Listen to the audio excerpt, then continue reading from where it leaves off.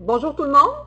Est-ce que vous nous entendez? Pouvez-vous donner des petits pouces qu'on ait une indication si vous entendez? Vous entendez, c'est formidable. Bonjour tout le monde, je suis Catherine Chouinard, je suis directrice valorisation communication chez Avenir d'enfants et on est très heureux aujourd'hui de vous accueillir pour le premier webinaire organisé par Avenir d'enfants et j'insiste sur le mot premier parce qu'il y en aura d'autres. Donc, voilà. Le premier thème qu'on a choisi de retenir, c'est l'utilisation optimale de Facebook pour les organismes, les organisations. Et la formation va être donnée par Marie Nicolet, qui est juste à côté de moi, Allô tout le monde. qui est une des expertes de l'équipe d'Adviso. Donc, voilà. Rapidement, je vais m'éclipser très, très rapidement. Donc, je vous rappelle qu'il va y avoir une période de questions de 15 minutes qui va suivre la présentation. Donc, je vous invite à nous les faire parvenir, ces questions, à l'aide de la boîte de clavardage qui est située en bas à gauche de votre écran. Et on ne sera peut-être pas capable de répondre à tout, évidemment, étant donné le temps qu'on a, mais je vous assure qu'on va les compiler.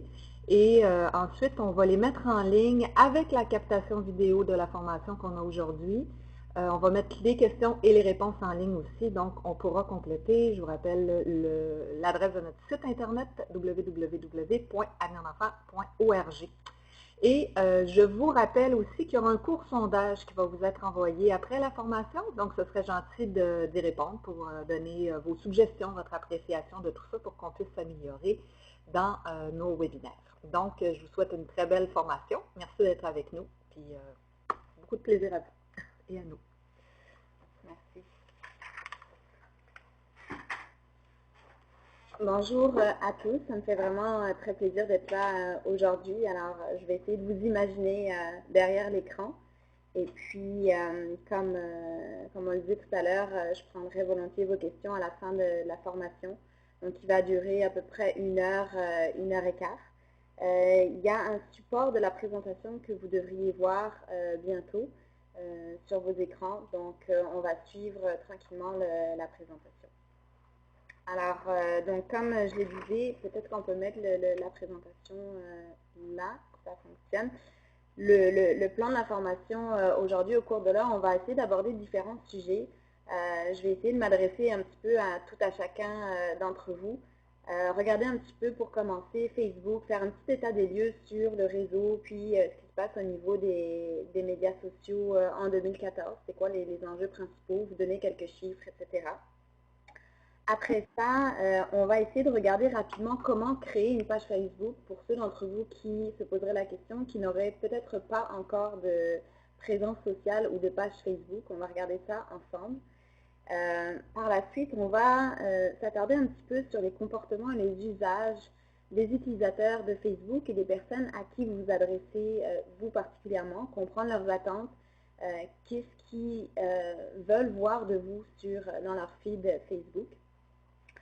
Et puis, on regardera ensemble une genre de guide des meilleures pratiques, ce qu'il faut faire, ce qu'il faut éviter sur Facebook, vous donner des conseils assez simples et concrets que vous pourrez appliquer rapidement.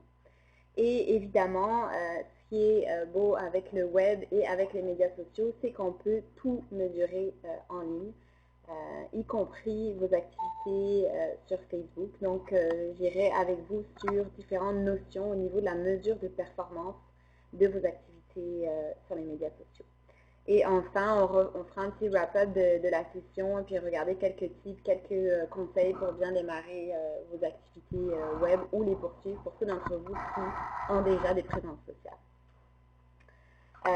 La présentation est assez visuelle, il y a beaucoup d'exemples, je vais essayer d'insister sur certaines notions principales qui sont importantes selon moi.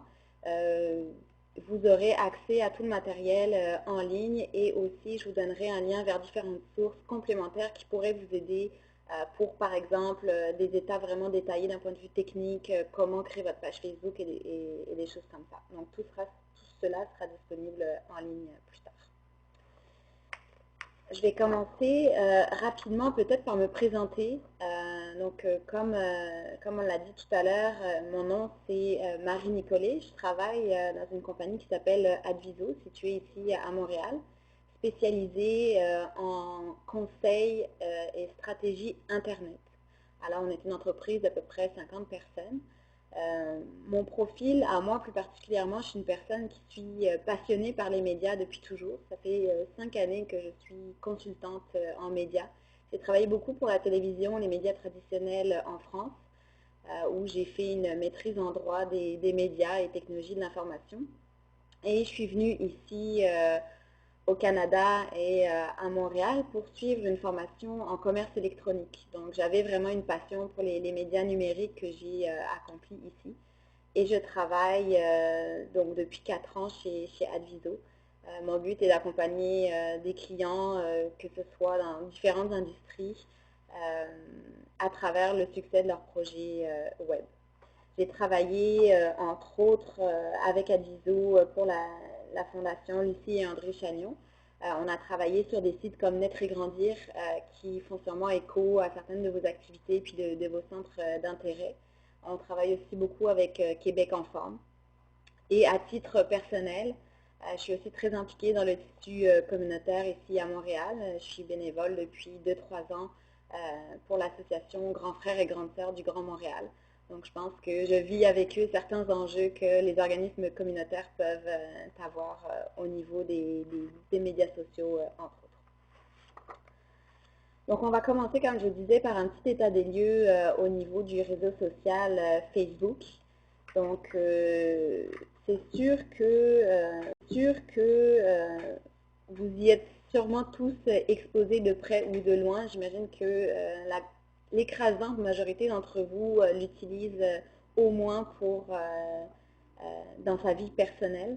Il existe aujourd'hui des dizaines, des centaines de réseaux sociaux, chacun ayant une utilité spécifique. On a des réseaux de masse, on a des réseaux sociaux beaucoup plus nichés, certains qui insistent sur l'aspect visuel, d'autres sur le jeu, d'autres sur la géolocalisation. Vous avez sûrement entendu parler, au-delà de Facebook, de Pinterest, de Twitter, de Foursquare. Donc chacun a un petit peu sa spécificité. C'est sûr que ce qui les lie tous, c'est cet effet justement de réseau, où est-ce qu'on connecte des individus entre eux, des individus qui vont partager des centres d'intérêt et qui vont se connecter sur ce réseau-là pour aller chercher de l'information, mais également en partager. Donc c'est vraiment dans les deux sens. Les réseaux sociaux au Canada, au niveau des chiffres, qu'est-ce que ça donne? On regarde que le temps passé par jour en ligne, selon eMarketer, les réseaux sociaux est l'activité numéro 1 au niveau de la consommation de notre temps quotidien. Donc on voit que c'est à peu près 25% du temps sur les réseaux sociaux, c'est énorme. Les gens de plus en plus, et ce chiffre ne fait qu'augmenter de manière exponentielle ces dernières années. Donc c'est définitivement un média, un outil de communication qui n'est pas à négliger. Facebook, plus particulièrement, est le réseau social le plus répandu à travers le monde, principalement en Amérique du Nord et en Europe. On voit que certains autres réseaux, notamment comme Takate en Russie, est très présent, mais les récentes études montrent que les tendances s'en vont vraiment vers un monopole de Facebook. Donc bientôt, ça va être vraiment le réseau le plus utilisé au monde. Donc ça a l'air récent pour certaines personnes, mais ça fait vraiment longtemps que Facebook est installé et il est là pour rester. Donc c'est pour ça aussi que pour les entreprises comme pour les organisations, c'est un canal de communication qui est quand même assez sûr et sur lequel ils investissent de plus en plus.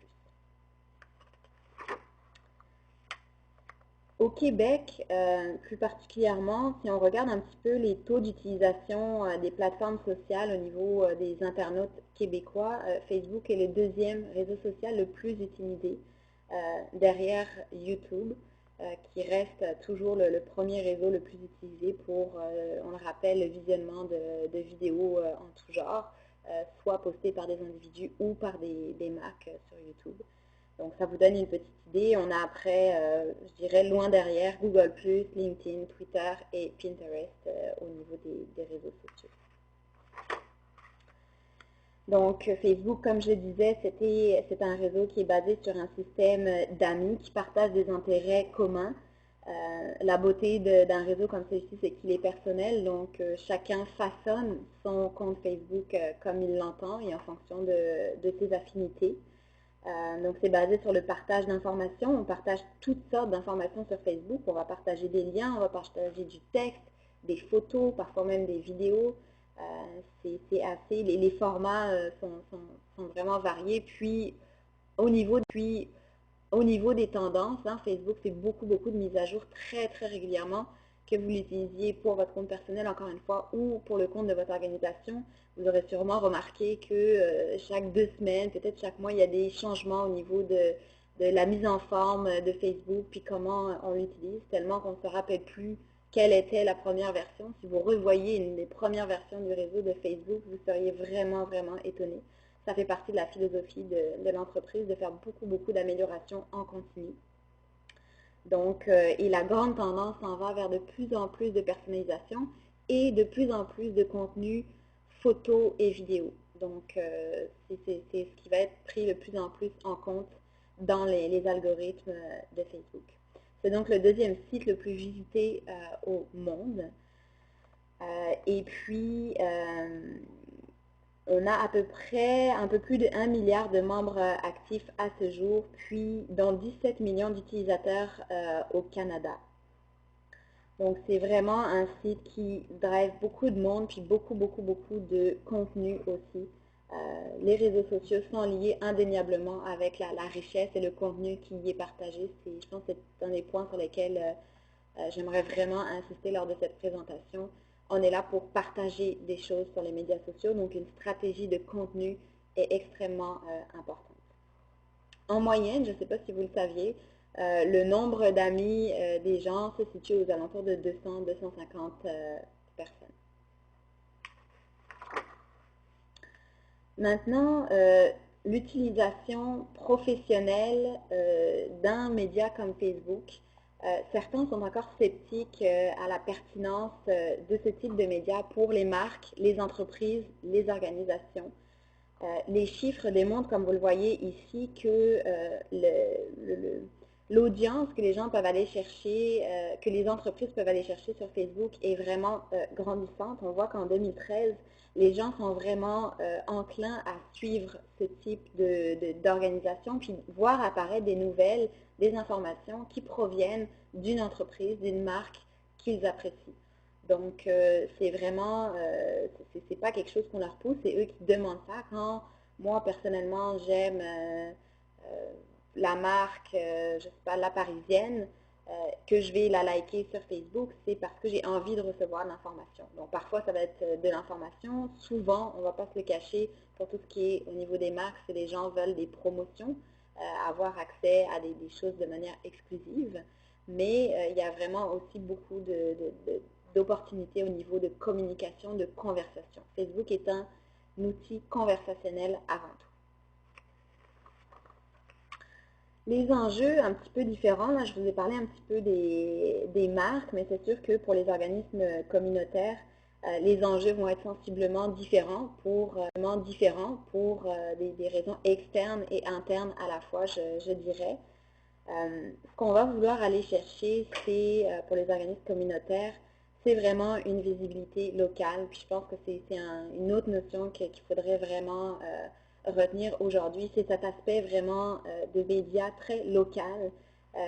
Où est-ce qu'on va essayer d'aller chercher, moi j'utilise beaucoup un vocabulaire sentimental quand je parle de médias sociaux, mais c'est vrai, on est là pour parler on témoigne son amour et on partage son amour sur Facebook. Donc, c'est ce qu'on va vraiment aller chercher, notamment pour les organismes communautaires, où est-ce qu'on va beaucoup travailler sur les événements, essayer d'ancrer ça dans la réalité des gens. Ce qui les touche, c'est souvent ce qui se passe à côté de chez eux, dans leur quartier, avec les gens qu'ils connaissent. Donc, c'est à la fois, il y a des défis, mais en même temps, il y a vraiment des opportunités pour les organismes communautaires à ce niveau-là, parce qu'on est capable d'aller toucher les gens vraiment dans leur quotidien et dans leur réalité. Le but étant évidemment d'aller chercher avant tout, on n'est pas là pour vendre un produit, on est surtout là, dans votre cas, pour aller chercher de l'engagement et de l'adhésion. auprès de votre public cible. Donc, c'est vraiment toutes les stratégies qu'on va mettre en place vont tourner autour de cet objectif-là d'aller chercher de l'engagement. Évidemment, on sait qu'il y a souvent des limitations au niveau des moyens, que ce soit humains, financiers ou de temps. Parfois, on fait appel aussi à des gens qui sont des bénévoles. Donc, il faut organiser un petit peu tout ça, ce qui se passe en ligne et sur les médias sociaux, parfois une toute petite portion de l'ensemble des activités qu'il faut gérer. Donc ça, j'en ai conscience aussi, mais il y a quand même beaucoup de choses, beaucoup d'opportunités à avoir avec ça. Et enfin, je pense que ce qui est important pour des organismes culturels comme vous, c'est d'être pragmatique, d'être pratique. On n'est pas là pour sortir le dernier concept qui va faire fureur à travers le monde. On veut être pratique, on veut vraiment être utilitaire pour vos utilisateurs. Puis je pense que c'est ce qu'il faut garder en tête aussi dans quel que soit ce que vous allez faire sur les médias sociaux. Vous êtes là pour ajouter de la valeur, pour amener quelque chose à votre audience. Donc, on parlait de grands concepts. Même si on va être très, très pragmatique, je vais quand même faire une petite parenthèse sur un phénomène que vous avez sûrement tous vu. Je ne vois pas comment, si vous êtes sur Facebook, vous avez pu y échapper dans votre feed Facebook. Je parle bien sûr du Ice Bucket Challenge, qui est finalement une genre de compétition qui s'est déroulée sur les médias sociaux cet été, je dirais, je pense que c'était fin juillet, début août. Donc tout le monde a vu ça passer, beaucoup de gens avaient leur avis aussi.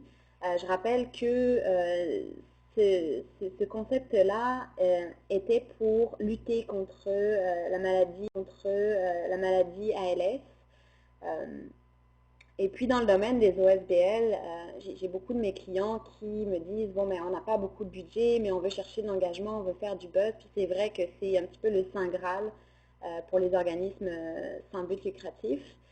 On peut dire clairement que le Ice Bucket Challenge a été un succès, quoi qu'en disent les critiques.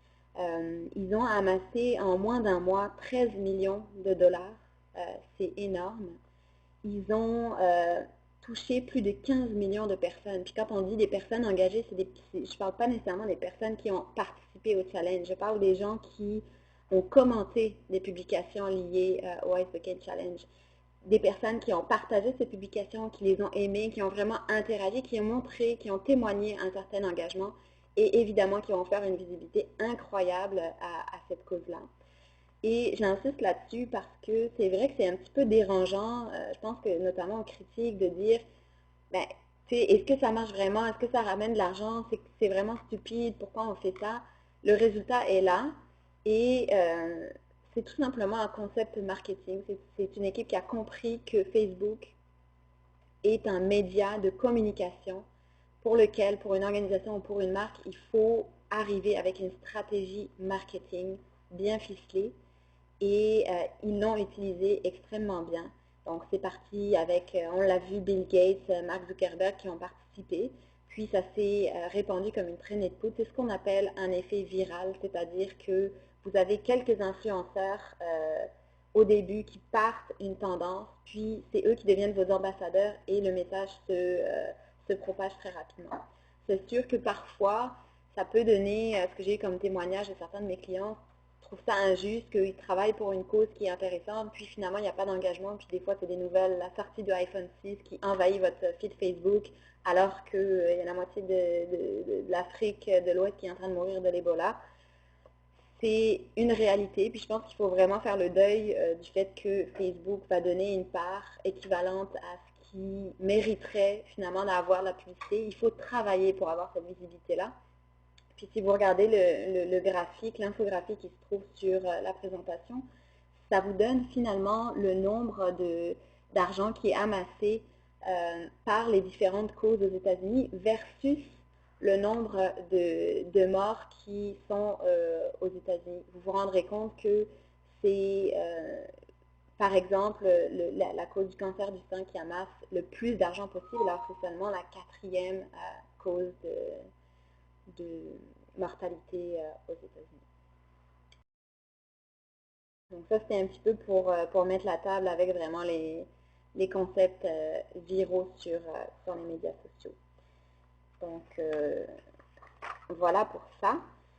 On va passer maintenant, si vous le voulez bien, à une étape un petit peu plus pratique. Comment créer une page Facebook pour ceux d'entre vous? Je sais que certains d'entre vous en ont, puis depuis un certain temps l'utilisent. Certains n'en ont pas. Je ne vais pas passer trop de temps sur le comment concrètement parce que c'est vraiment très facile. Facebook est une entreprise web réputée pour offrir vraiment une explication, puis ils vont vraiment vous accompagner là-dedans. Donc, on va juste regarder les grandes lignes, puis je vous donnerai des sources par la suite si vous souhaitez approfondir cet aspect-là. Ce qui est important, je vais juste faire un petit rappel sur les catégories. Il y a différentes manières de créer une entité sur Facebook, une présence sur Facebook, et il faut bien différencier les profils des pages et des groupes. Ce que vous utilisez dans votre vie personnelle, c'est un profil Facebook. C'est lié à un individu. On va voir quelques exemples dans les prochaines slides. Mais donc ce profil-là, il est personnel. Vous pouvez le rendre public ou privé, puis vous interagissez. Vous avez des amis. Vous êtes un individu, puis vous avez votre réseau d'amis. Une page d'entreprise ou d'organisation, elle va vous permettre de vous positionner en tant qu'entité. Donc, évidemment, dans votre cas, c'est vers ce type de page qu'il faut aller, c'est ça qu'il faut créer. Vous devez créer une page Facebook. Vous avez aussi le choix de créer un groupe privé ou public avec lequel vous pourrez échanger. Donc, ça peut être le cas d'échanger avec un groupe privé, ça marche très bien. Moi, je trouve que ça remplit un petit peu des fonctions d'intranet parfois, mais un peu plus sociales, avec les personnes qui travaillent avec vous dans l'organisation communautaire. Donc, ce groupe peut être privé, public. Vous pouvez échanger des messages, vous pouvez le rendre secret. Il y a beaucoup de choses que vous pouvez faire. Au niveau des pages, il y a différentes classifications. Donc, ça, c'est souvent la première étape à choisir. Vous pouvez être un local business, une compagnie, une marque ou un produit. C'est sûr que dans votre cas, on irait plus vers cause or community, qui se rapproche vraiment plus du type d'organisation culturelle. Donc là, c'est un petit peu l'exemple que je vous disais, donc le vocabulaire Facebook, le profil personnel, les pages d'entreprise. Vous voyez ici quelques exemples. Les pages ensuite privées avec les différents groupes. Et puis finalement l'anatomie de la page Facebook, puis la preuve que ça bouge très rapidement. L'exemple qui est dans la présentation est déjà outdated. Ceux qui ont une page d'entreprise auront remarqué que les widgets, les icônes qui se trouvent en haut, par exemple la vidéo YouTube et Twitter, sont maintenant rendus complètement à gauche de votre page d'entreprise. Donc, voilà un petit peu pour l'anatomie des pages Facebook. Un autre point intéressant, c'est les applications Facebook. Les applications Facebook, c'est quelque chose qui est très utilisé et qui est vraiment intéressant. C'est sûr qu'il faut avoir un petit peu de budget, mais ça vaut la peine d'investir. Ça vaut la peine d'investir là-dedans si vous avez les connaissances, les capacités, le temps et le budget, c'est sûr. Mais ça va vous permettre de mettre en place des concours, d'aller récupérer de l'information sur vos clients ou sur vos utilisateurs pour les relancer éventuellement après par email ou aller chercher vraiment beaucoup d'engagement. Et vous pouvez aussi tout simplement travailler sur la notoriété de votre organisme grâce à une application. Deuxième étape importante dans la création d'une page Facebook, c'est vraiment expliquer très clairement qui vous êtes et ce que vous faites. Je pense qu'il faut toujours, sur les médias sociaux, partir du principe que les gens ne vous connaissent pas forcément, donc soyez le plus explicite possible. Et Facebook va vraiment vous aider, va vous donner des exemples là-dedans quand vous allez créer votre page, en donnant une description de votre organisation, pourquoi vous avez une présence sur Facebook, quelle est votre mission principale, à qui vous vous adressez. N'hésitez pas à ajouter cette adresse-là. Et aussi faire le lien vers votre site web si vous en avez un ou vos autres présences sociales. vos présences sur Twitter ou d'autres réseaux par exemple.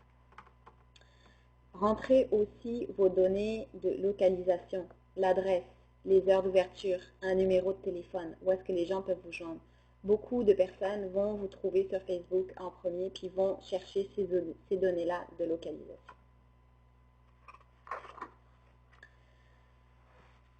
Dernier aspect pour la création d'une page Facebook sur lequel j'aimerais insister, c'est les visuels. Soignez vos visuels. S'il y a vraiment une chose à regarder, faites attention aux photos que vous mettez. Il y a des requis techniques à respecter au niveau des images.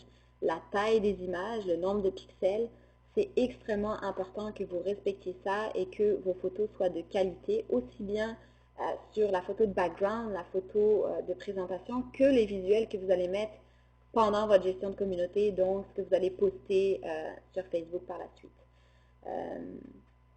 On va le voir plus tard, mais c'est quelque chose qui influence énormément l'engagement que vous allez avoir sur la page, donc les individus qui sont en arrière de leurs écrans, mais aussi l'algorithme de Facebook, qui veut de plus en plus d'images parce qu'il sait que les gens aiment ça, puis c'est parlant et c'est engageant. J'ai donné deux exemples un petit peu que j'ai pris chez certains d'entre vous. Donc, on a Calembour et À Petits Pas, 0 à 5 ans, qui ont leur présence sociale déjà. Donc, on voit que Calembour a fait l'effort d'avoir une petite image en couverture qui reprend bien les standards et les formats. Donc, ça, c'est intéressant. Petite note, ne pas mettre trop d'écriture sur, par exemple, la page de background avec en surimpression. On veut vraiment garder ça simple et épuré le plus possible. Quand on regarde une publication de À Petits Pas, 0 à 5 ans, ils ont eu vraiment une belle intention dans le post qu'on voit ici, donc pour prévenir de l'automne qui arrive et des inscriptions. Mais on voit que l'image qui a été partagée ne correspond pas aux requis justement de dimension. Donc ça, c'est vraiment dommage parce que vous voyez, ça donne une apparence, l'image est vraiment trop petite, puis ça ne fit pas à gauche et à droite, on a du texte qui est laissé. C'est pas dramatique du tout, mais c'est des petits détails qui vont faire vraiment une grosse différence. Dans un flux et un feed Facebook, vous allez avoir une belle image qui va apparaître en grand versus quelque chose qui a l'air genre iconisé, puis ça donne aussi un caractère plus professionnel.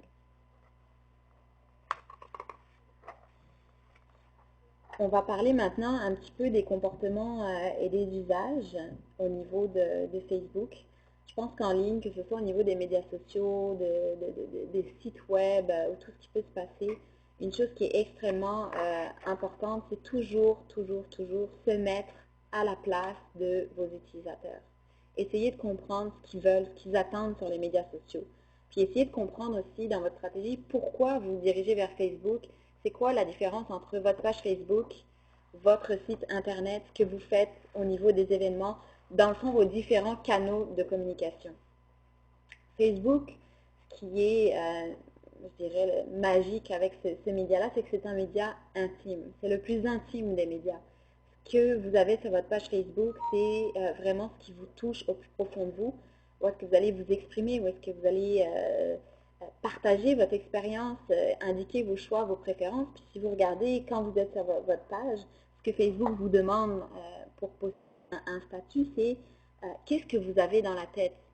Donc c'est vraiment quelque chose de très personnel. Puis je trouve que pour une organisation communautaire, c'est vraiment intéressant d'aller sur ce type de médias-là. C'est vraiment tout désigné parce qu'on va vraiment toucher les gens dans leur centre d'intérêt, puis dans leur réalité, dans ce qu'ils vivent, dans leurs expériences, etc. Donc, c'est effectivement un média qui est très indiqué.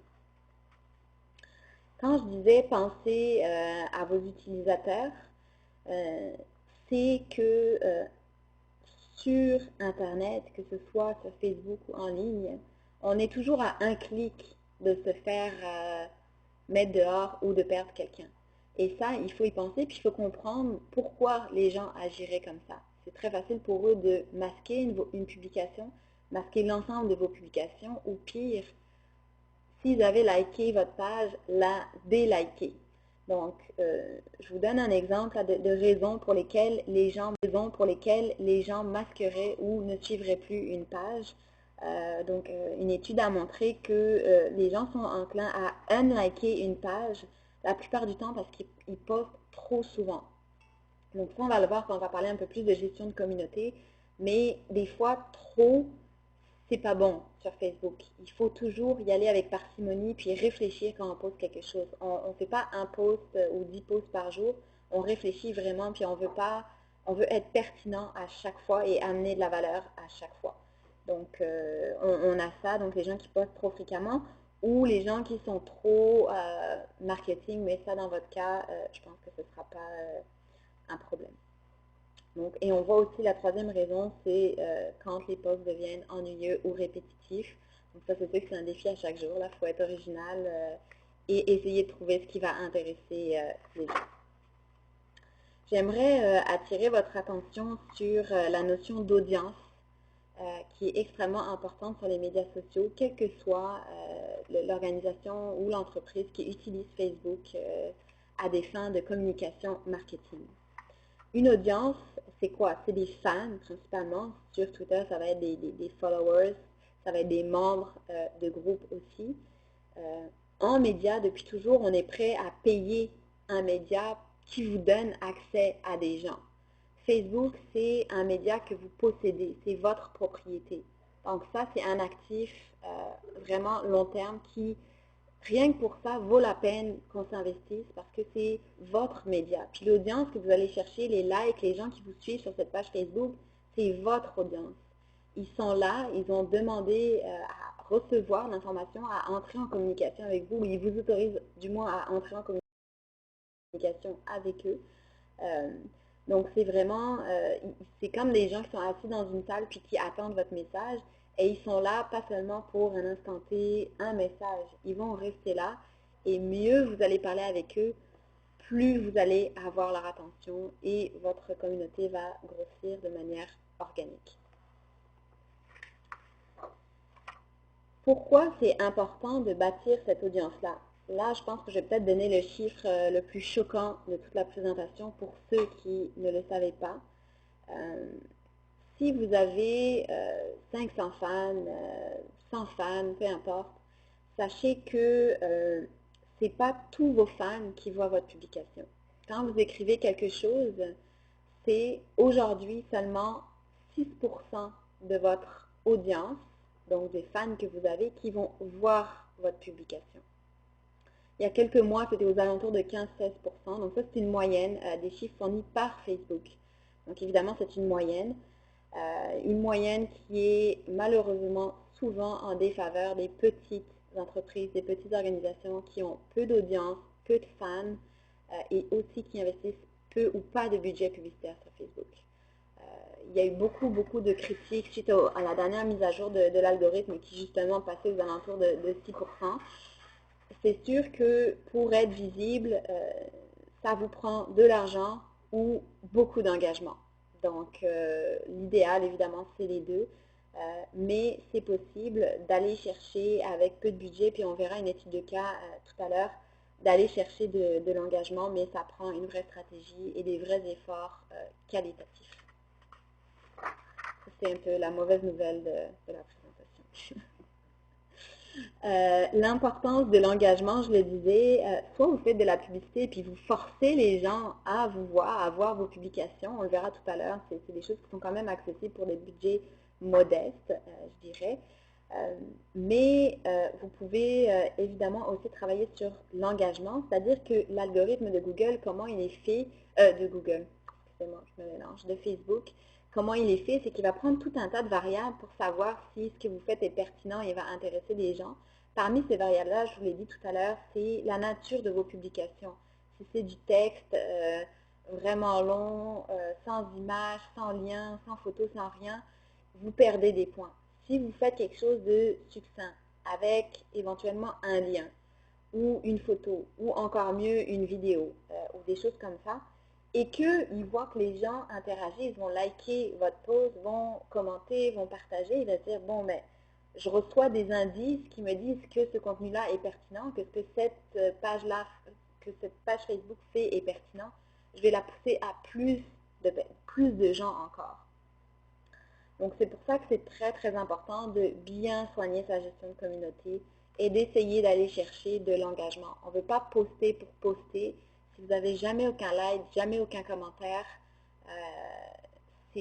on n'est pas content là, c'est pas bien parce que dites-vous qu'il y a peut-être 3 ou 4% des gens qui vont voir votre publication. Donc, on veut vraiment en faire moins, mais quand on fait quelque chose, on essaye de trouver des leviers pour engager les gens. Je vais vous donner 2-3 indices pour comment engager les gens, justement. Donc, on passe au guide des meilleures pratiques maintenant.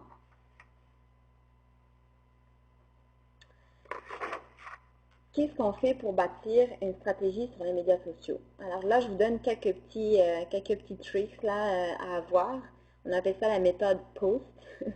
Donc, People, Objective, Strategy and Technology. Donc, c'est sûr qu'on essaie de toujours penser à ces 4 aspects-là. Et comme on fait dans la vie en général, on se pose des questions. On est toujours dans la bonne direction quand on se pose des questions et qu'on essaye d'y répondre. Demandez-vous toujours pourquoi vous êtes sur Facebook, à qui vous adressez, pourquoi vous faites un post, c'est quoi vos objectifs, c'est quoi la stratégie que vous voulez aller chercher. Puis, demandez-vous aussi qui va s'occuper de ça, etc. etc. Donc, posez-vous des questions par rapport à ces 4 grands piliers. C'est très important au niveau des médias sociaux de regarder donc l'aspect vraiment des gens. À l'interne, c'est quoi vos capacités? Qui s'occupe ou qui s'occuperait de vos présences sociales et de la page Facebook? Combien de temps elle a à consacrer par jour, par semaine, par mois? On ne se lance pas sur Facebook pour partir une page, puis après ça, pendant 2 mois, on ne met plus rien parce qu'on n'a pas le temps. On est là pour aller chercher une relation, pour bâtir une relation avec les gens, puis ça prend des interactions régulières avec eux.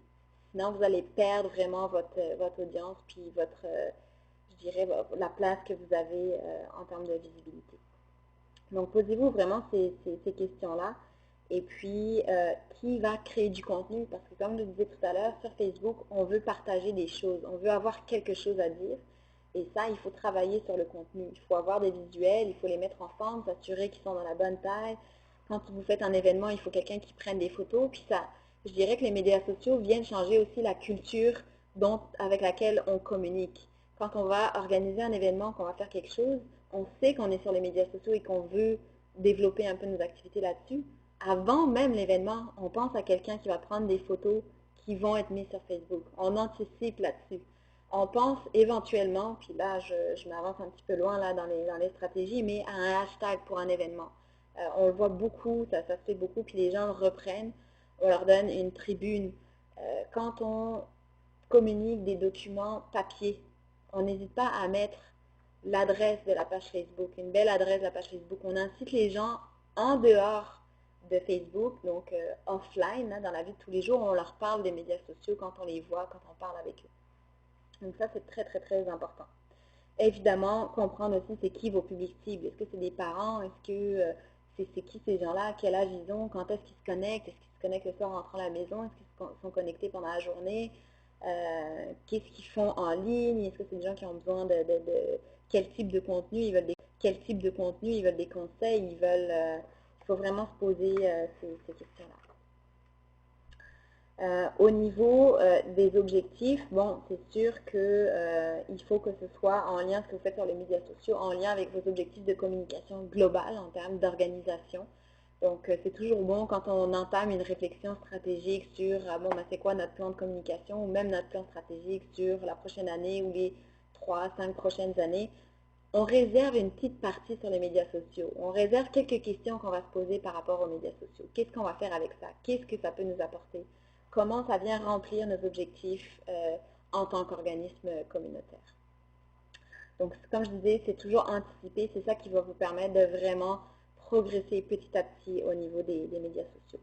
On a aussi des objectifs secondaires au niveau des médias sociaux. Puis là, j'ai repris un exemple de Calembour qui a une application pour aller s'abonner à l'infolettre InfoFamille.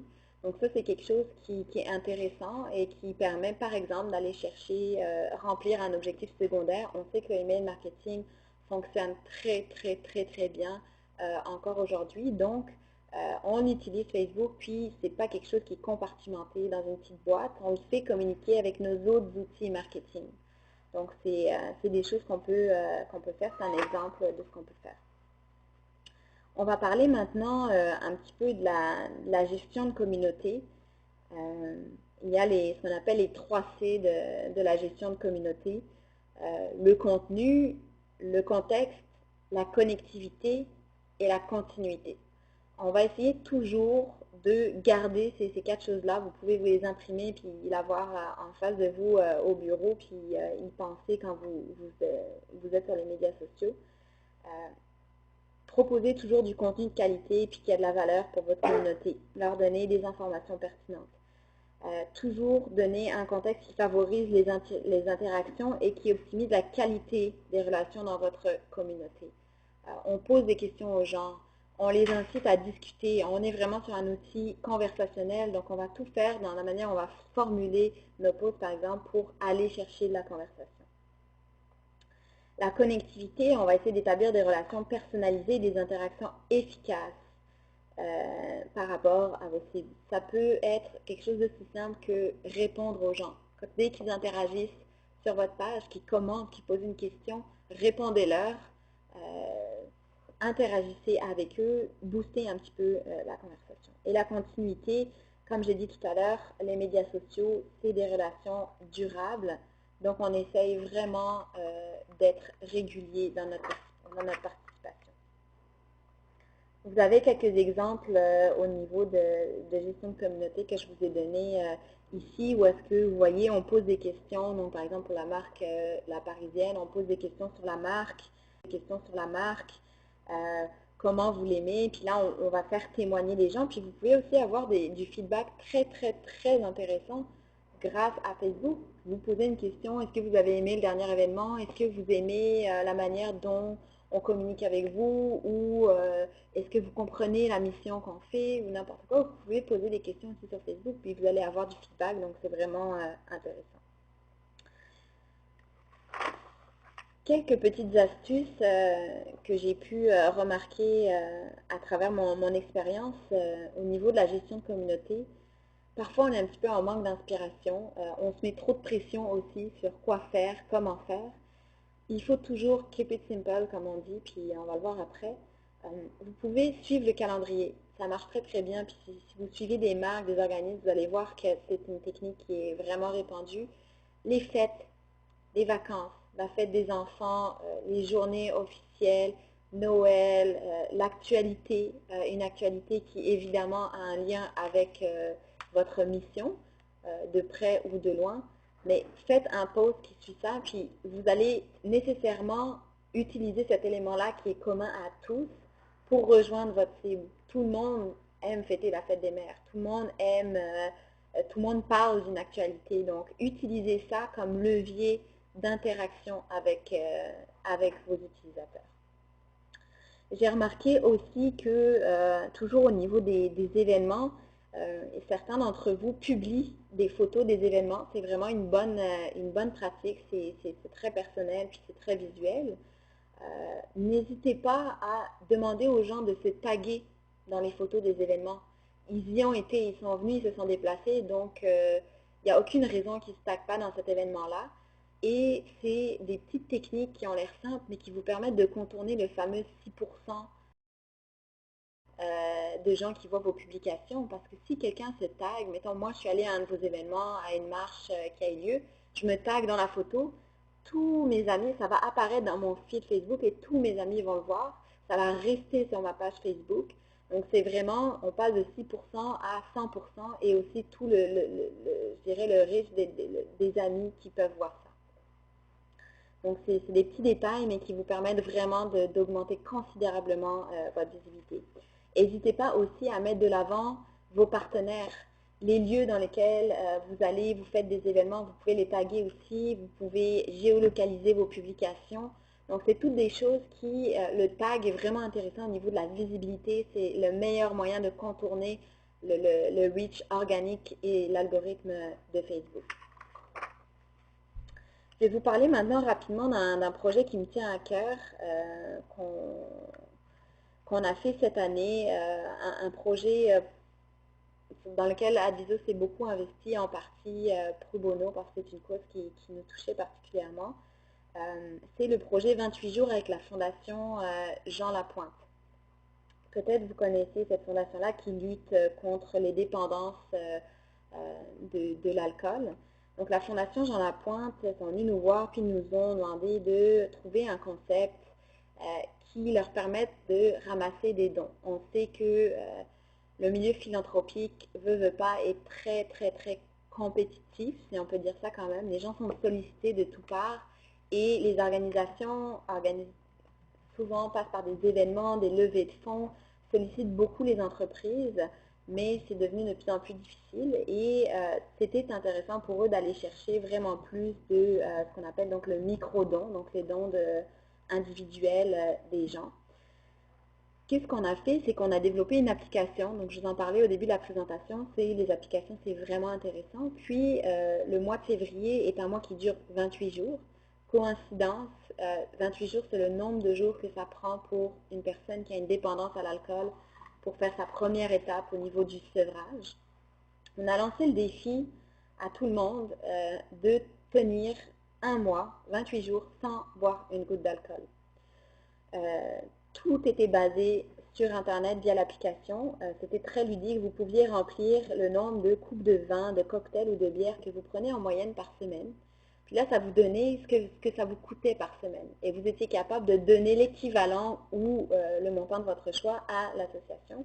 Puis on vous mettait au défi à chaque jour de dire que vous avez relevé le défi aujourd'hui encore, vous n'avez pas bu, etc. Puis c'était très social. Les gens le partageaient avec leurs amis. Ils gagnaient des badges, ils étaient récompensés. C'était la première édition de cet événement-là et ça a eu tellement de succès, comme vous pouvez voir après au niveau des résultats, qu'en une vingtaine, trentaine de jours, on a réussi à amasser 63 000 $ de dons, donc uniquement via l'application qui était une première au Québec. Vous pouviez recevoir vos reçus d'impôts via l'application, donc c'était vraiment complètement intégré. Et on a tellement travailler la gestion de communauté, tous les conseils que je vous donne depuis tout à l'heure, on a essayé de les appliquer au maximum, qu'on a eu non pas 6% comme en moyenne, mais 70% de portée au niveau de nos publications le temps de ce concours-là. Donc, c'est énorme, c'est-à-dire que 70% des gens voyaient en moyenne nos publications. Donc, c'est vraiment des très, très bons résultats. On a eu plus de 9 millions d'impressions aussi en ligne parce qu'on a beaucoup travaillé aussi avec nos partenaires et des réseaux d'influenceurs. C'est sûr que quand on lance un concept comme ça, comme je disais tout à l'heure, pour que ce soit viral, on veut toucher des influenceurs. On allait voir des blogueurs ici à Montréal, on leur a expliqué le concept, ils ont embarqué, ils en ont parlé, puis eux-mêmes ont une super audience sur leur blog ou en ligne. Donc, ça a donné vraiment cet effet viral, puis tout le monde a embarqué. Donc, ça, c'était vraiment un exemple que je trouve intéressant pour une organisation philanthropique du moins. Les meilleures pratiques sur Facebook, vous pouvez mettre, là je vous donne des petites indications un peu plus techniques, là, comment faire votre gestion de communauté. Vous pouvez mettre de l'avant une publication. Si vous dites quelque chose de vraiment important puis que vous voulez vraiment que ça reste top of mind des gens qui vont aller sur votre page, vous pouvez ce qu'on appelle pinner une publication ou le mettre en highlight. Donc grosso modo, ça va tout le temps apparaître on top de votre page. Donc ça, c'est des choses que vous pouvez faire. On le disait tout à l'heure, intégrer des concours visuels. Puis, si vous avez un petit peu de budget, investissez dans une bonne caméra, puis amenez-la, désignez quelqu'un qui prend des photos, faites quelque chose de beau au niveau visuel, puis ça vous donnera vraiment rapidement un super contenu à partager. Puis vous allez voir qu'une photo de qualité qui est bien faite, ça va engager vraiment, vraiment beaucoup plus qu'un post ou quelque chose qui est de qualité médiocre. Donc, n'hésitez vraiment, vraiment pas à prendre des contenus visuels. Comme je disais tout à l'heure, n'importe quoi que vous faites, soyez dans l'idée un petit peu making of, comment on a fait ça, puis témoigner, amener des choses.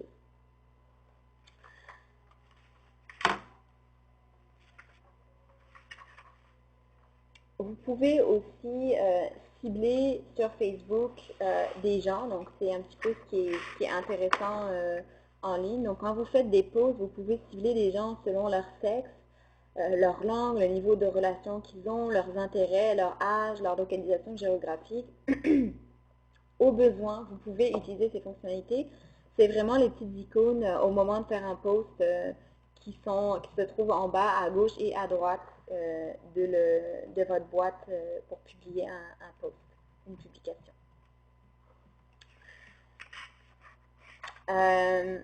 Vous pouvez aussi établir des règles. Donc, il y a un endroit sur Facebook, les règles de la page, où est-ce que vous pouvez écrire si c'est important pour vous, par exemple, que certaines règles soient respectées, que ce soit au niveau des tons, des commentaires. Vous prévenez les gens que vous allez, par exemple, censurer ou vous n'allez pas tolérer que certaines personnes soient agressives, injurieuses, ou il y a certains propos sur la page ou postent certaines choses.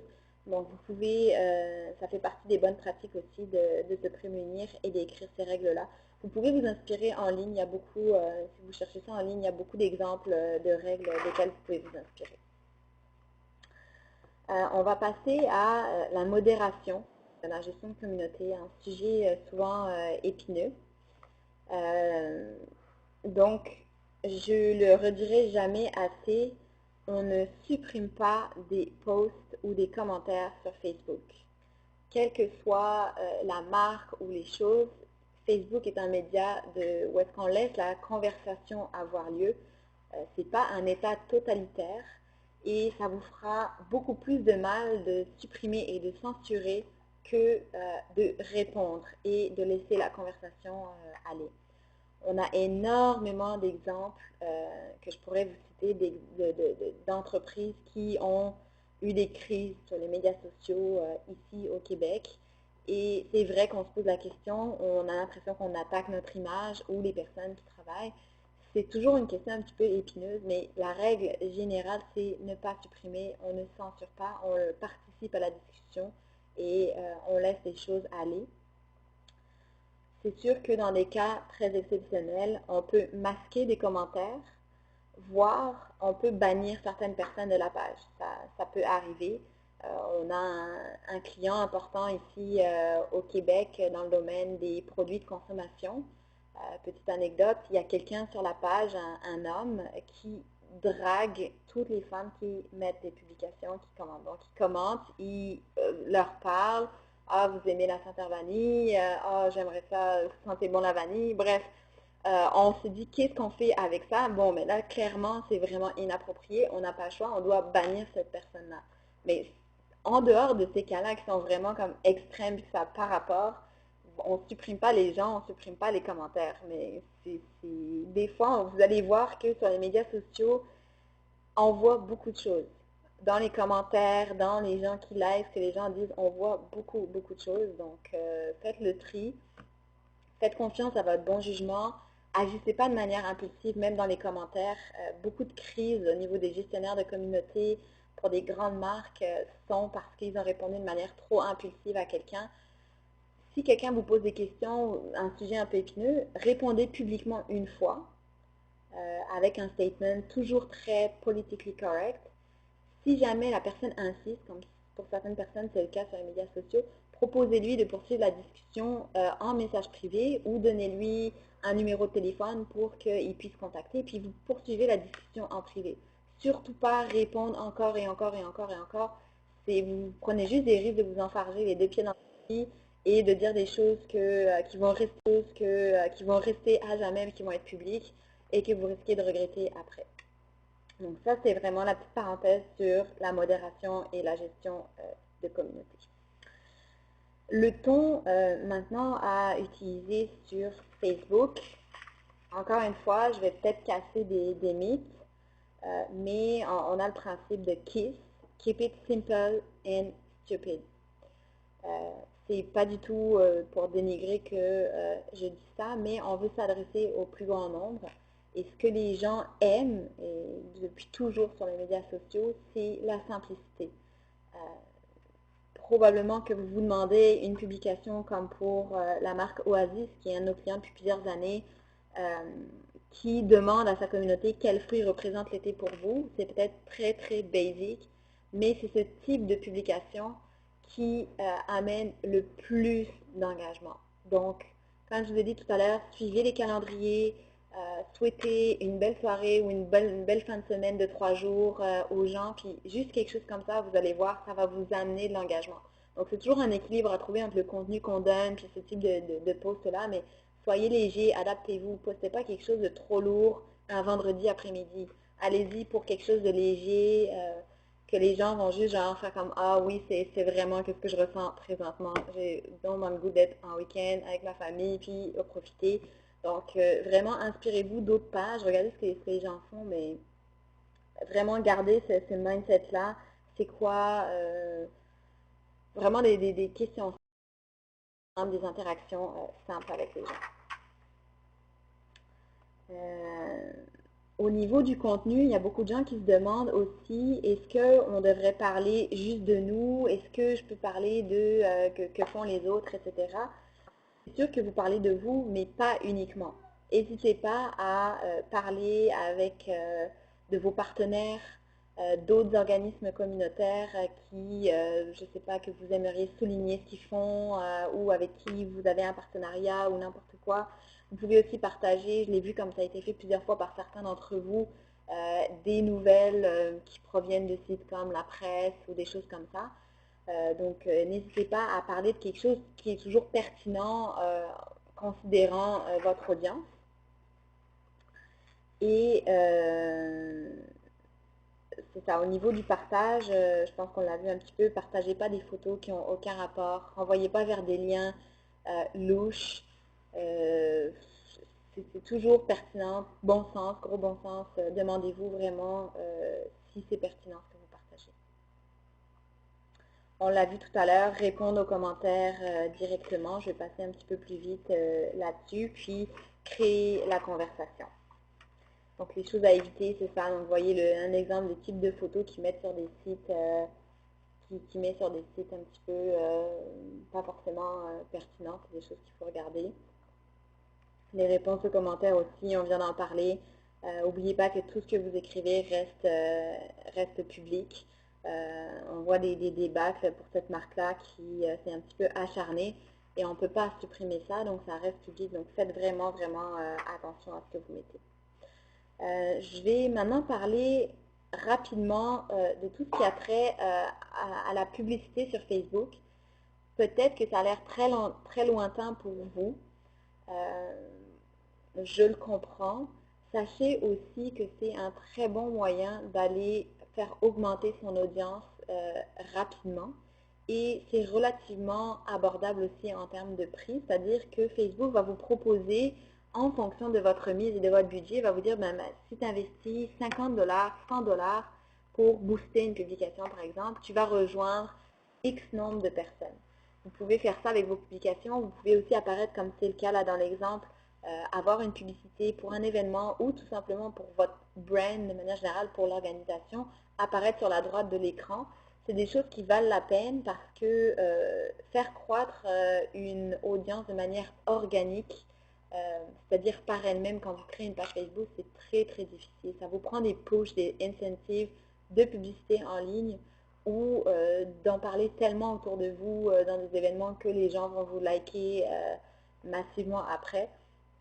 Donc, essayez-vous, à un moment donné, si vous avez un petit budget, une centaine de dollars, faites des tests. Et c'est ça qui est beau aussi, c'est que c'est super accessible. C'est vraiment pas compliqué. Puis vous pouvez faire des tests avec des petits budgets et vous allez voir dans votre console d'admin, on va en parler un petit peu, vous allez voir les résultats.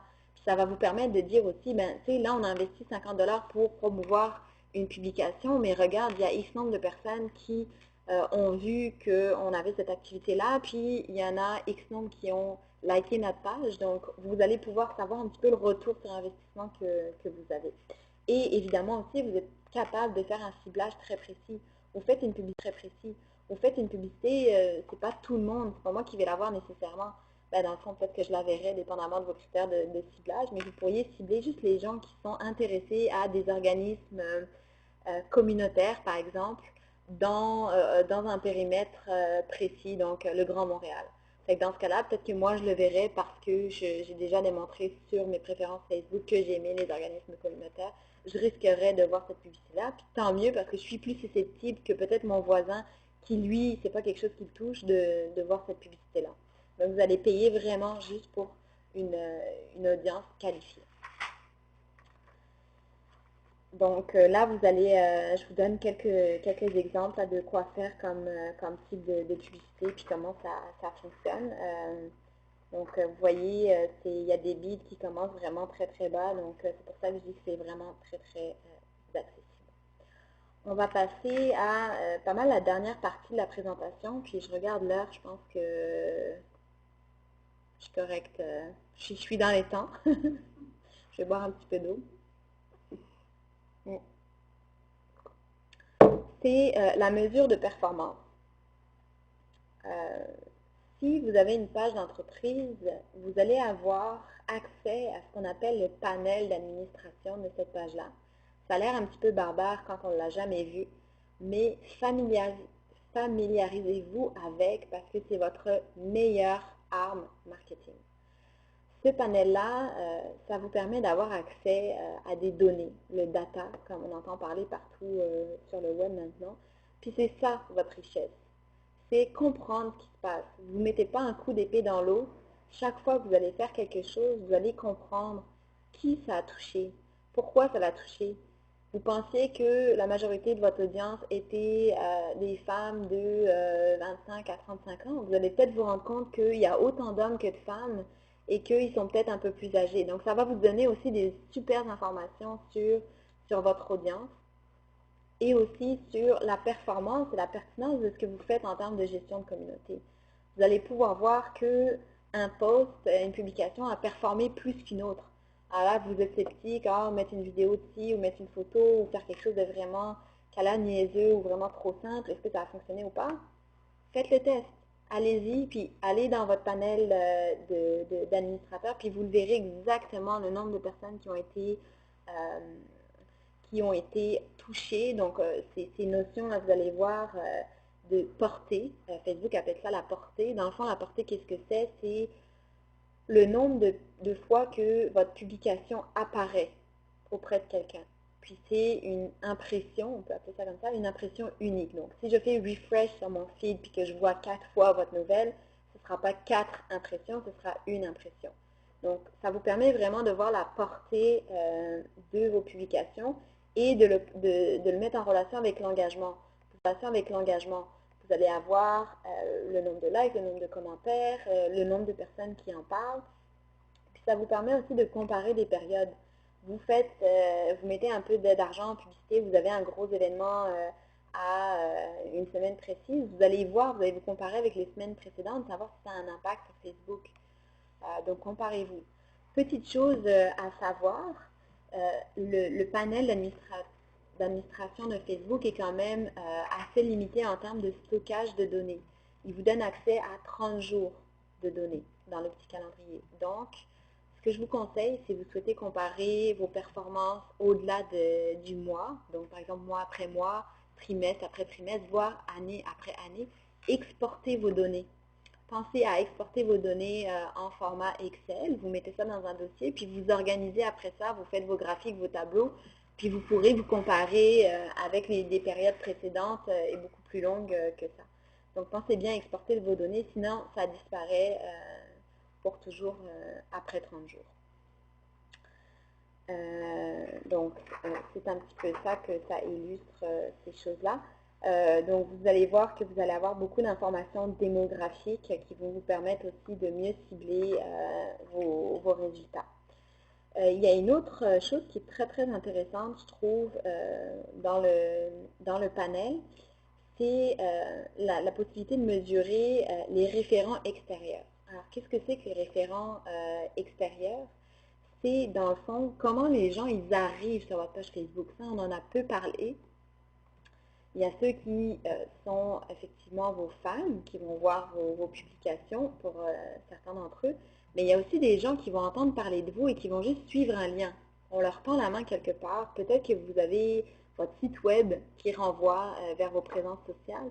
Peut-être que vous avez un article dans la presse locale qui va parler de vous, puis là, vous allez demander toujours aussi, quand je dis anticiper au niveau des médias sociaux, on pense à ça aussi, tous nos partenaires, tous nos relations de presse qu'on va avoir, on va demander à ce qu'on ait un lien vers notre présence sociale ou notre présence web.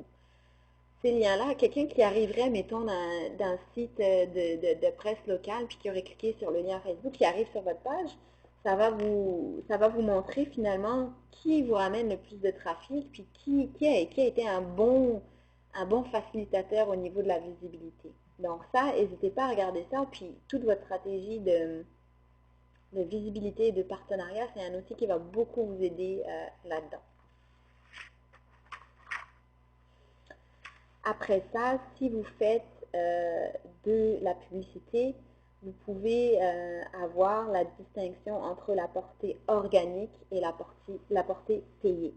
Donc là, je répète, organique, c'est de manière naturelle qui va voir vos publications et qui vous allez rejoindre. Et payé, vous allez voir la marge, la différence quand vous payez pour que les gens voient votre publication.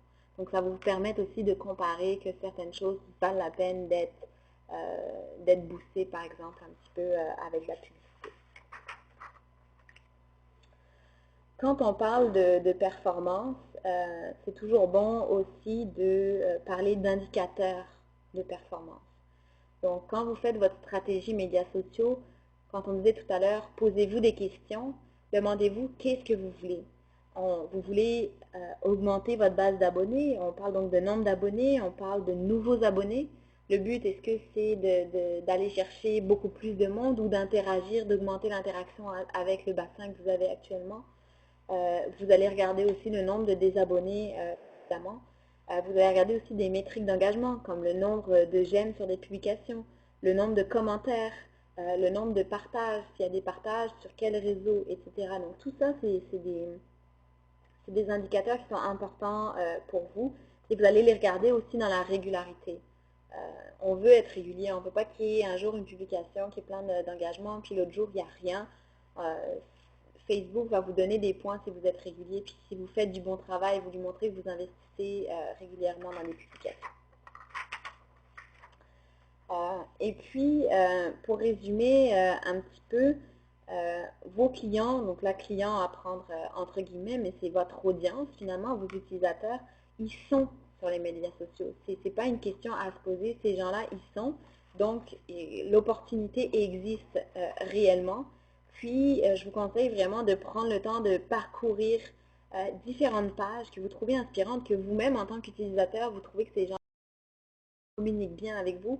Essayez d'avoir cet esprit-là, vraiment, vous mettre de l'autre côté de la barrière, puis vous dire qu'est-ce qui fonctionne, qu'est-ce qui marche, et de vous imprégner vraiment de la culture des médias sociaux, cette culture conversationnelle, cette culture de partage, de proximité. C'est vraiment quelque chose qui va vous aider et qui va augmenter grandement la qualité de la gestion de votre communauté. Et puis, gardez en tête que tout le monde n'a pas le même comportement.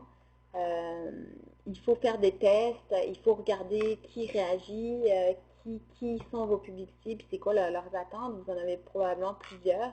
Donc, il faut essayer de concilier un petit peu ces différentes attentes-là. Et puis, allez-y étape par étape. Je sais que souvent, ça a l'air compliqué de se lancer. Ça ne l'est vraiment pas. N'hésitez pas à créer vos présences, puis vous donner des objectifs atteignables et réalistes sur, mettons, le prochain mois ou le prochain trimestre. Bon, ben, on essaye d'avoir des publications un petit peu plus enrichissantes. Donc, c'est des choses qu'il faut faire. Puis, allez-y étape par étape. Vous allez voir que ça va y aller tout seul. C'est sûr qu'il faut réserver du temps pour ça, mais c'est vraiment accessible à tout le monde aussi. Et puis, réfléchissez aussi à la valeur que vous apportez aux gens. Quel type de contenu va les intéresser, puis c'est quoi les thématiques qui vont les toucher particulièrement. Donc, voilà. Et comme je disais, démystifier la publicité, c'est vraiment quelque chose d'accessible. Si vous avez du budget, essayez, testez par vous-même. et vous verrez les résultats et vous pourrez les mesurer. Donc, ça clôt pas mal la présentation pour l'instant. J'ai essayé de laisser un petit peu de temps pour les périodes de questions. J'espère que vous en avez et ça va me faire plaisir d'y répondre aujourd'hui. Les gens se demandent comment aller voir les statistiques, comment se rendre sur leur page. Portée. Oui. En fait, je vais vous donner un guide assez pratique qui sera versé au site pour y aller étape par étape.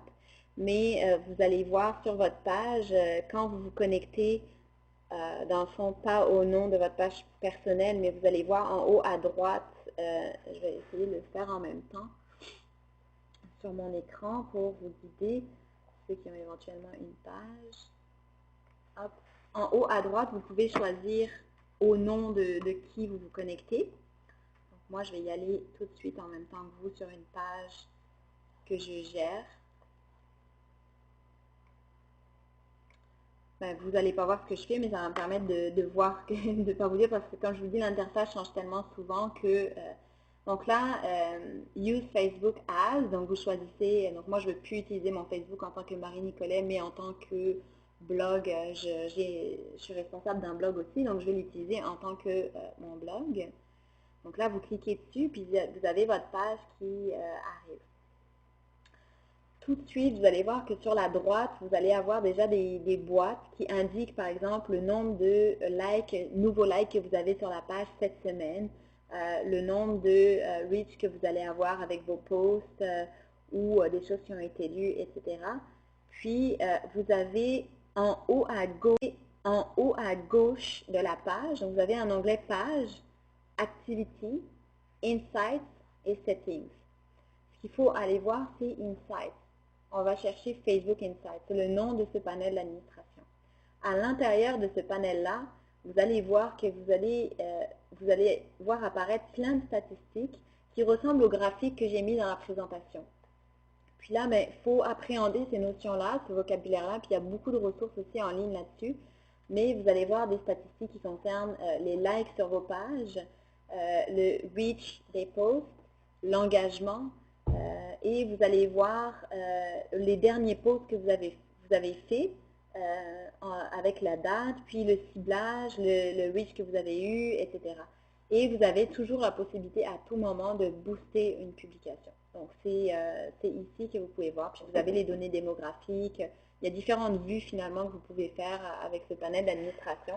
Le tout, c'est vraiment de prendre, je pense, l'habitude d'y aller régulièrement et de jouer un petit peu à l'intérieur de ça. C'est vraiment des notions qui sont abordables. J'espère avoir répondu à la question. Il y a plusieurs questions concernant les photos, les vidéos.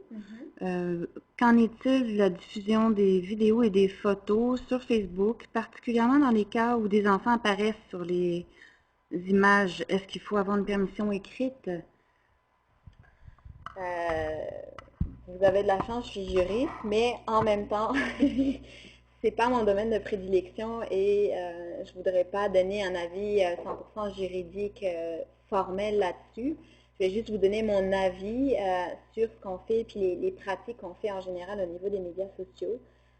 Je sais que c'est un concern particulièrement quand il y a des enfants sur les publications. Je vous dirais que il y a un principe de précaution à respecter effectivement, particulièrement quand on expose du jeune public.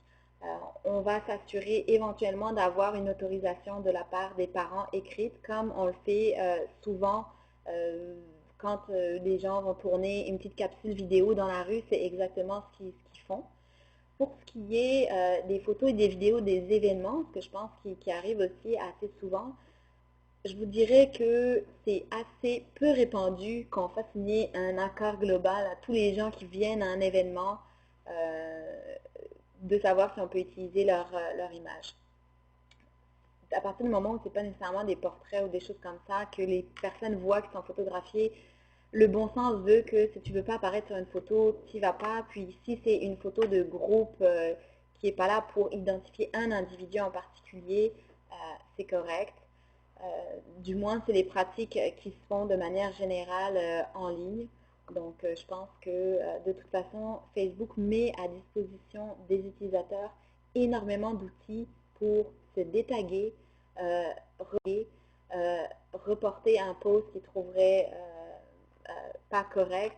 Fait que vous allez le savoir, puis ils ont les moyens de se défendre. Ou tout simplement, si quelqu'un souhaite retirer une photo, il va communiquer avec vous. Puis, encore une fois, le bon sens, vous voulez éviter le développement d'une problématique, vous supprimez cette photo-là.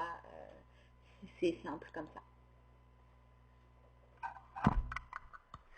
Comment peut-on ajouter une application ou trouver les possibilités d'application? Est-ce qu'il existe une liste quelque part sur Facebook? Les applications. Il existe beaucoup de choses. Ce qu'il faut comprendre des applications, c'est quasiment un mini-site qui est développé à l'intérieur de Facebook avec le code de Facebook.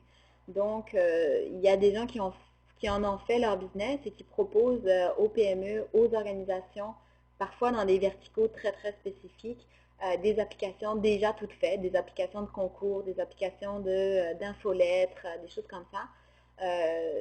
Dans le fond, vous allez faire affaire la plupart du temps avec un fournisseur externe. Donc, ce n'est pas Facebook qui crée ces applications-là. C'est un fournisseur externe, une agence de création, de développement qui a mis en place une application et qui va vous la vendre. Donc, ça sort vraiment du cadre de Facebook. C'est à vous de regarder un peu, d'aller magasiner, de benchmarker ces choses-là. Sachez aussi que si vous avez des ressources techniques sous la main, je ne sais pas, c'est possible de développer vous-même une application. Ce qui est intéressant, il y a des formules, je dirais, assez génériques et donc un petit peu plus low cost au niveau des applications que vous pourriez éventuellement aller chercher. Et il faut savoir aussi qu'il y a des applications qui peuvent être réutilisées ou vraiment avoir une utilité continue sur votre page. Donc ça peut valoir la peine dans ces cas-là. Mais là, il faut partir, magasiner, puis benchmarker, puis regarder le prix de ces choses-là. Comment savoir à quelle heure poster un statut? À l'heure du lunch, le soir? Il y a eu beaucoup de discussions là-dessus. On dirait que les gens sont plus stressés sur l'heure et la minute que sur le contenu. Je répète, l'essentiel est le contenu. Ceci dit, le momentum compte beaucoup. Vous postez, comme je disais, pas trop tôt le matin. Si vous postez dans la journée, vous allez surtout toucher les gens qui sont au travail la plupart du temps. Pensez toujours à votre audience. Mettez-vous à la place de votre audience. Est-ce que c'est des gens qui travaillent? Est-ce que c'est des gens qui finissent puis qui rentrent à la maison et qui se connectent vers 6 heures? Vous allez le voir tout ça et en faisant des tests sur vos publications, en allant dans votre panel, vous allez voir, bon, le post que j'ai fait mardi à 11 heures n'a pas eu tant de reach, ou ceux que je fais d'habitude le mardi n'ont pas tant de reach, que ceux que je fais le soir vers 6 heures, 7 heures. Bon, ben là, vous en tirez les conclusions, puis vous faites des tests, vous essayez d'en faire plus le soir, vous voyez si ça marche, si ça ne marche pas. En général, la règle, c'est de ne pas poster trop tôt, évidemment, de ne pas poster la nuit. Vous pouvez poster en après-midi, en fin de matinée, le soir, dépendamment des contenus.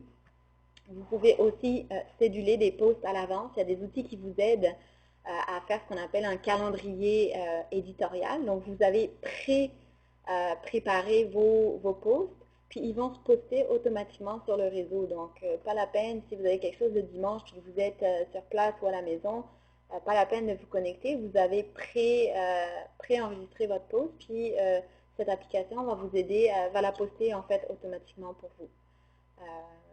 C'est pas mal ça au niveau des heures et des jours. On reste léger le vendredi, ça aussi c'est la règle dont j'ai parlé. Lorsque je vois sous notre statut 40 personnes atteintes, est-ce qu'il y a 40 personnes qui ont reçu ce statut sur leur propre mur? Oui, c'est la visibilité, c'est la portée dont on parlait tout à l'heure.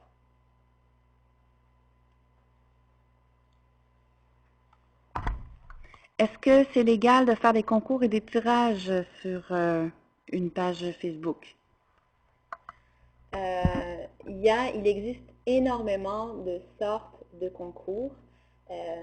Beaucoup d'entre eux sont contrôlés par la Régie des Jeux du Québec. Donc ça, vous devez le savoir. C'est vraiment l'aspect légal qu'il faut toujours regarder. La loi par rapport au concours sur Internet est disponible en ligne, est mis en ligne par la Régie des Jeux. La plupart du temps, il faut passer par eux quand on a des prix qui excèdent un certain montant. Je ne me rappelle plus exactement, mais c'est plusieurs, dans certains cas, plusieurs centaines, plusieurs milliers de dollars. Par contre, vous pouvez organiser des simili-concours, c'est-à-dire pour des petits prix ou des petites choses comme liker ce statut et obtenir, je ne sais pas moi, un ticket gratuit pour un événement ou la photo, poster une photo de votre enfant, puis celui qui a le plus de likes va être sur le background de la page Facebook. Vous voyez que là, on n'est pas dans des prix qui sont des prix en argent finalement. Donc, évidemment, c'est des choses que vous pouvez faire effectivement de manière générale. Mais regardez toujours, assurez-vous avec la Régie des Jeux au niveau du prix que vous avez. Est-ce que c'est mal vu de publier en anglais au Québec? Avez-vous entendu parler de... Oui, bon, mais il y a toujours la petite guéguerre anglophone, francophone. La beauté avec Facebook, c'est que vous pouvez cibler vos publications.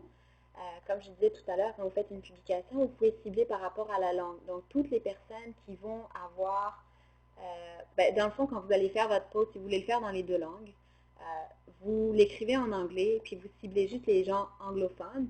Donc, c'est pas vrai à 100% parce que moi, je suis francophone, mais j'ai mon Furteur et mon Facebook qui est paramétré en anglais. C'est mon choix, donc je verrai votre publication en anglais. Mais toutes les personnes qui ont paramétré leur Facebook en français ne verront pas votre publication qui a été paramétrée pour un ciblage anglophone. Donc, vous pouvez toujours jouer sur les ciblages francophones versus anglophones pour essayer de dealer un peu avec ça. C'est toujours du cas par cas. Est-ce que c'est mal vu?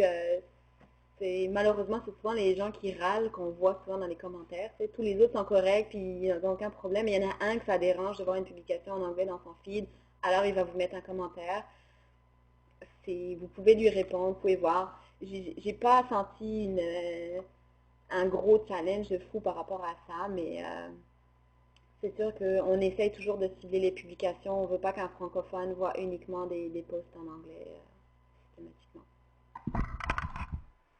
Une dernière question. Ensuite, pour les autres questions, on répondra par écrit dans la section coffre à outils sur le site d'Avenir d'enfants. Alors, la dernière question. À quelle fréquence devons-nous changer notre photo de profil et de couverture? Je vous dirais qu'il n'y a pas nécessairement des fréquences types. Ça n'a pas besoin d'être à une frénésie incroyable pour la photo de profil puis la photo de background. Souvent, dans la photo de profil, on va mettre quelque chose qui est un logo. Donc, à moins qu'on refasse l'image de marque à toutes les années ou à tous les 6 mois, on ne va pas la rechanger tant que ça. C'est vraiment une vignette qui est assez petite. Plus d'opportunités au niveau du background. Vous avez un événement, vous avez une belle photo qui s'y prête bien dans la longueur. Moi, je vous conseillerais d'y aller avec le calendrier, encore une fois.